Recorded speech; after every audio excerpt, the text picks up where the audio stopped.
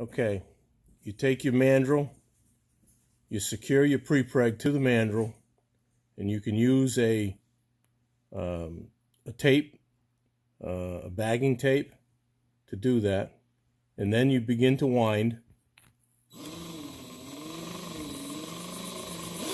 And you wind it on your mandrel at whatever dimension or layup process you want.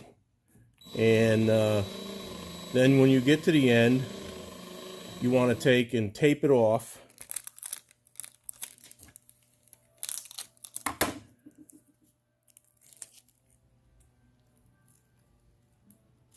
So now you always want to make the wrap longer than what your part is going to come out, so you got room to trim. And then you're going to take shrink tape and basically do the same thing. You're going to take shrink tape and go over your material with the shrink tape.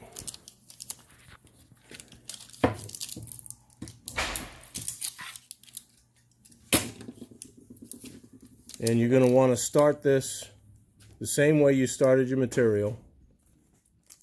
And you're going to take and slowly wrap it with tension over the material. And then you're going to come back. And if you have a material that's like a 1-inch wide shrink tape, you can overlay it by like 1/4 of an inch both ways. And then you just turn and come back.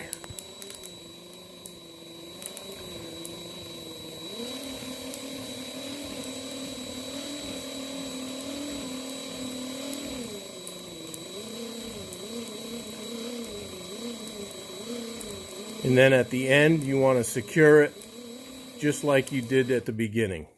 And again, this is always to be made bigger than what your part is,